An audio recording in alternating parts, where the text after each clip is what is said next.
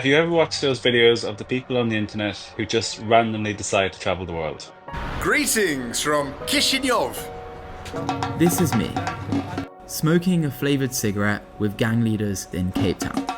He has 8 wives, 130 children, and over 800 grandchildren, and this is his story. Your unemployed friends on a Monday night with no plan, no expectations, yet ending up on an adventure you could only believe if it was captured through the lens of a camera.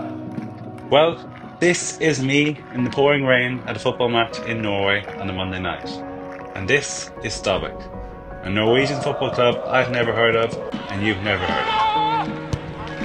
But I learned that if you take 3 flights in 24 hours, invite a stranger from the internet you've never met to join you, and email a football club in Norway to film at their next football match, you might just end up watching your first football match in Norway. This is my story from episode 25 of the world's biggest football series, Europe 1 to 807, Stabæk.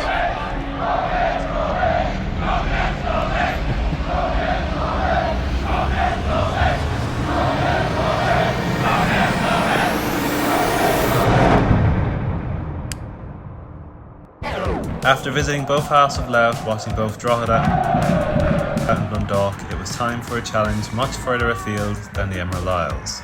I wanted a challenge. I wanted to do something extremely out of my comfort zone.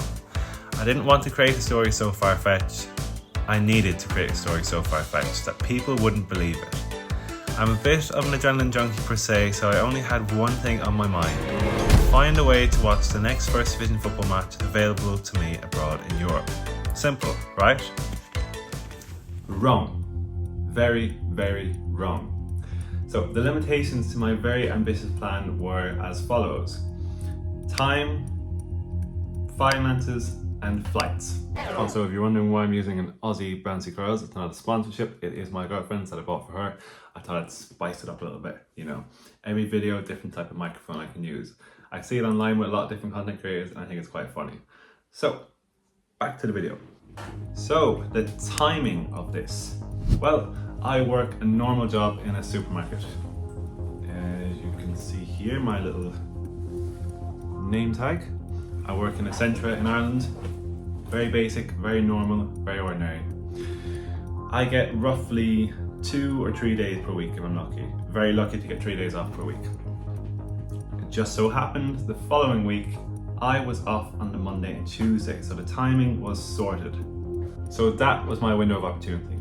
So my options were as followed. It was either watch a match in the Swedish Allsvenskan or watch a match in Norway's Eliteserien. After a bit of research on Skyscanner, I decided that Norway and Stabæk was my best and cheapest option to watch a football match within 24 hours of travelling. Except I went one step further and actually sent an email to the club at 2 a.m. in the morning that Monday night the week before. I didn't even know that Stabæk had won the 1998 Norgesmester League Cup final, or that Stabæk were 2008 Tippeligaen champions, that they're nicknamed the Blå, meaning the Blues, or that Bob Bradley used to coach Stabæk. All I knew is that they had an accessible email address on their Instagram account. There were long shots, and then there was the delusion I was trying to feed myself. Why would a football club in Norway, first of all, read my email? Second of all, consider my email? And third of all, discuss internally amongst the club that we should let this guy from Ireland come film with his little GoPro at their football club? And then you say yes.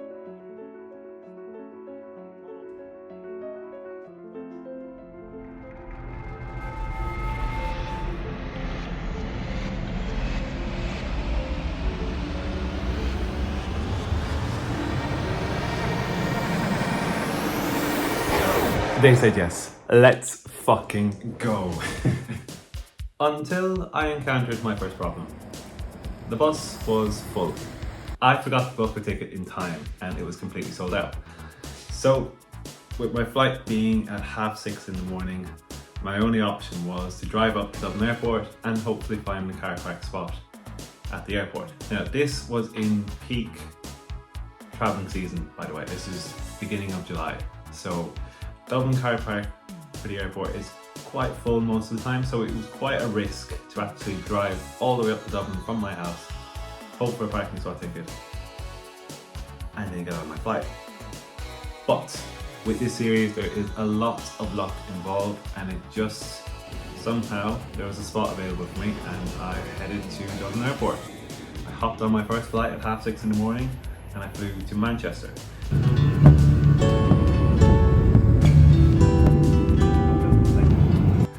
And fly to Oslo, Norway.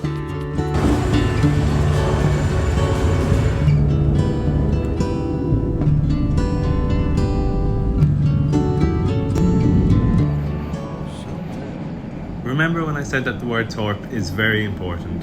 Well, that's because it's Oslo's smaller airport located quite far away from Oslo. So I managed to figure out how the bus system works and I hopped on a 2-hour bus to Oslo. I didn't get to film this at the time, but during the week I made a video on TikTok announcing that I was coming to Stabæk, which a Stabæk fan by the name of Frederick reached out to me.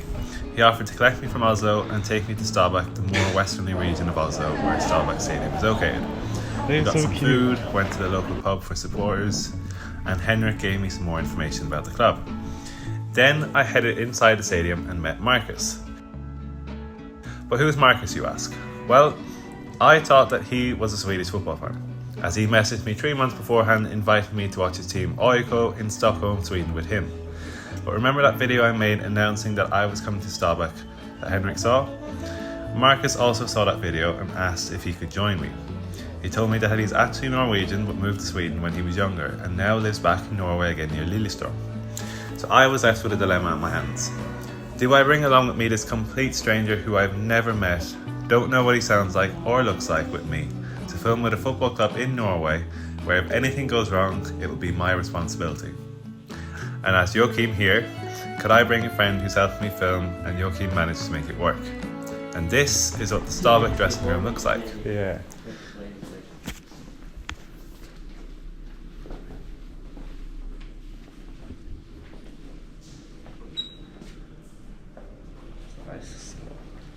It's so nice.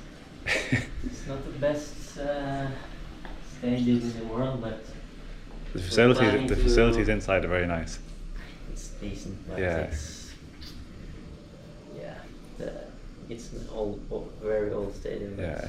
We plan to build a new one, and the process is. As well as meeting some of the players from both Stabæk and Strømsgodset, I also met Stabæk's manager Lars Boinen, a former Derby County player slightly before my time, as when he left Derby I had just been born in 2001. He was a little bit scary. Heading out onto the pitch for the warm-ups, this is the Norrød Stadium. They had a 3-year stay at the Telenor Stadium before returning back home here. Stabæk are looking to build a new stadium in the next couple of years. While it isn't the worst stadium you'll visit in Norway, there are some needed improvements to improve the stadium. Away fans will definitely tell you that they can't wait for Stabæk to have a new stadium and a new away end to fill up. The running track does take away from the atmosphere, but overall the atmosphere is quite decent here. So much like jumping, it's non-stop. I was doing it with Albert, and it's just constantly like jumping. One of my favourite parts of the Norwegian football experience is hearing the Eliteserien anthem as the players walk out.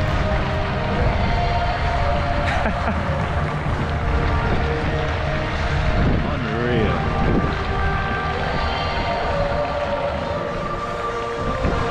Message to anyone to just film a TikTok series. Who could have taken it? The fucking players behind it. Monday night Norway. I've been told that the anthem before was even better, so the standard of Norwegian anthems are quite high. And Frederick's somewhere in there, I think. The guy we met earlier, Frederick, he's somewhere in there, I think. He should be.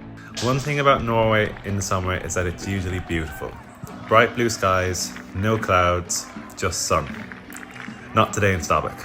Saying this every match I go to, and it's like, oh, this is like my favourite experience. What started off as light rain got quite heavy, and with only one jumper in my possession, also this being a 24-hour return trip, I was feeling the rain.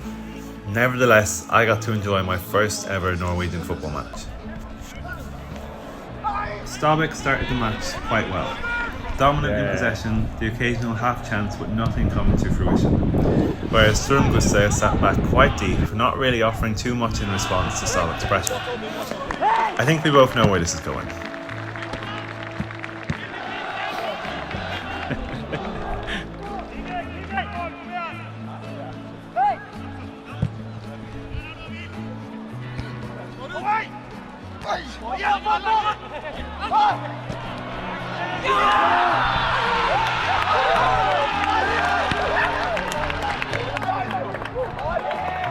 Sturmgusse scored in the 18th minute. A series of crosses and mismatched headers saw the ball roll into the far bottom corner. It felt quite surreal to witness the players celebrating this close to me, especially with the substitutes warming up behind us joining in. Half-time approached and we got some free food in the cabin above and came back out to the Stabæk Ultras singing and jumping up and down together.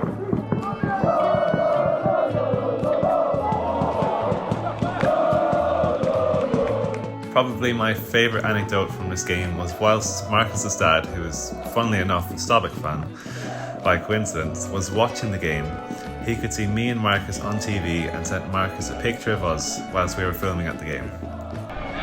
My dad sent a picture. Your dad? Yeah. Your dad's up to much? No, it's at home. TV. Oh! Those two little red dots, that's us right there, live on TV2. Now, I won't lie, the rest of the match was pretty poor. It's too easy. There was a red card for Kosovan midfielder Grazie Millie, who was warming up behind us and then subsequently got sent off with 2 yellow cards in the space of 12 minutes for Sturmgusse. Did he not just come on? Stabæk had multiple chances to find an equaliser but squandered every half attempt.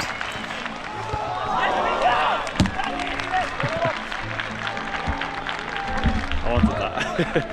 Stabæk fans groaning relatively loudly. Trying to push their team on to score a goal. How does he miss? That's why they're missing this record. Yeah. Bring back number 69. Huh? Bring back number 69. But Sturmgusse held on for all 3 points.